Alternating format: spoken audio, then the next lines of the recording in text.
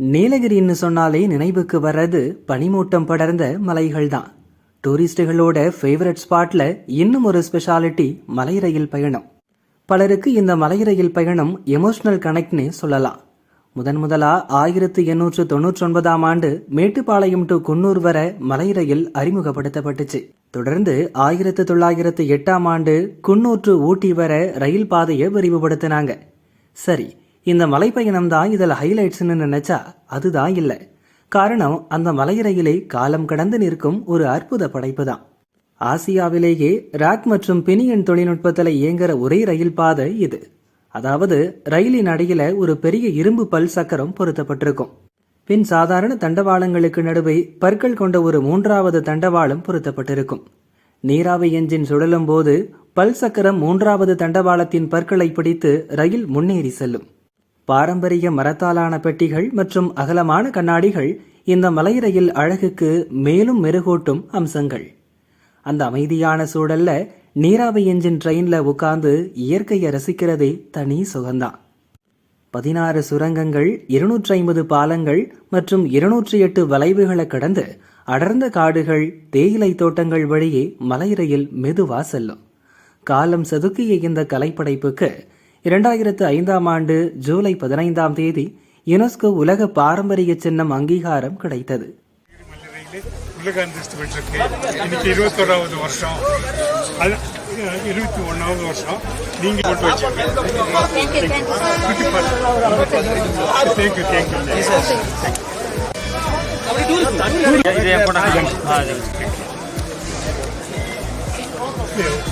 Just to small welcome the tourists coming through Nilgiri mountain, Nilgiri.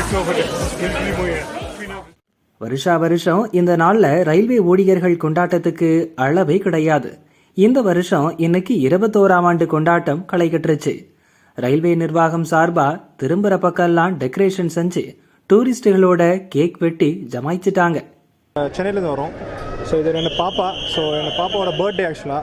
So இது என்னென்னா எங்களுக்கும் ஒரு சர்ப்ரைஸ் இருந்தது. என்ன ஸ்டேஷன் உள்ளே வரும்போது பார்த்தீங்கன்னா ஒரு டெக்கரேஷனாக இருந்தது. ஸோ என்ன டெக்கரேஷன் பண்ணும்போது பார்த்தா யுனெஸ்கோ இந்த நம்பர் ஆஃப் இயர்ஸ் சர்டிஃபைட் ஆகிறதுனால எங்களுக்கு ஒரு மகிழ்ச்சியாக இருக்குது. ஃபேமிலி மெம்பர்ஸ் ஃபர்ஸ்ட் டைம் லைஃப்பில் வராங்க எல்லாருமே. ஸோ இதை எப்படி என்ஜாய் பண்ணுறோம், ஹில் ஸ்டேஷன் எப்படி ஒரு ட்ரெயினில் வர மூமெண்ட் எப்படி சொல்லிட்டு பார்க்கும்போது ஹெரிட்டேஜ் சம்மந்தப்பட்ட இருக்கும்போது இன்னும் ஒரு நல்ல லைஃப் லாங் மெமரிஸ் மாதிரி இருக்குது. மலை ட்ரெயினில் இருக்கோம். யுனெஸ்கோ செலிப்ரேட் பண்ணுறாங்க. ட்ரெயினில் டெக்கரேஷன்லாம் பண்ணியிருக்காங்க, ஸ்வீட்லாம் கொடுத்தாங்க. நல்லா சூப்பராக இருக்குது. ஃபேமிலியோடு வந்திருக்கோம். நல்லா என்ஜாய் பண்ணுறோம். சூப்பராக இருக்குது. என்னதான் வெளியூர் பயணிகள் மலை ரயில் சேவையை என்ஜாய் பண்ணினாலும் உள்ளூர் வாசிகளுக்கு இந்த வாய்ப்பு எப்போதும் கிடைக்கிறதில்ல. இந்த மாதிரி முக்கிய கொண்டாட்ட தினங்கள்ல ஆதார் கார்டு பயன்படுத்தி உள்ளூர் வாசிகளுக்கு ஒரு ஸ்பெஷல் ரைட் கூட்டிட்டு போக ரயில்வே நிர்வாகம் ஏற்பாடு செய்ய வேண்டும் என்பதை அப்பகுதி மக்களின் எதிர்பார்ப்பாக உள்ளது. ஜூலை 15, 2005 வருடம் நம்ம யுனெஸ்கோவால் நம்ம நீலகிரி மலை ரயிலுக்கு உலக பாரம்பரிய அந்தஸ்து கொடுத்தாங்க. அன்னிலிருந்து ஒவ்வொரு வருடமும் ஜூலை 15 செலிப்ரேட் பண்ணிட்டு வரோம். இன்றைக்கி 21st இயர் செலிப்ரேட் பண்ணுறோம். இந்த ஹெரிட்டேஜ் பண்ணதுனால நீலகிரி மலை ரயில் பாப்புலர் ஆகிடுச்சு. அது எங்களுக்கு ரொம்ப சந்தோஷமாக இருக்குது.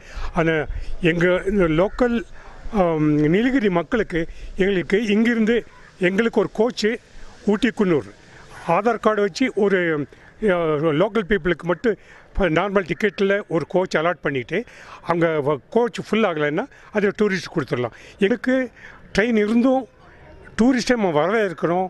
அதே டைமில் எங்களையும் லோக்கல் பீப்புளையும் ரயில்வே நிர்வாகம் நம்ம இந்த டிக்கெட் சமாச்சாரம் ஒரு கோச்சு எங்களுக்கு ஊட்டி குன்னூர்லேருந்து நீலகிரி எக்ஸ்பிரஸுக்கு போகிற மாதிரி ஒரு சிங்கிள் டிக்கெட்டு கொடுக்குமாறு ரயில்வே நிர்வாகத்தை ஹெரிட்டேஜ் சார்பாக கேட்டுக்கொள்கிறேன்.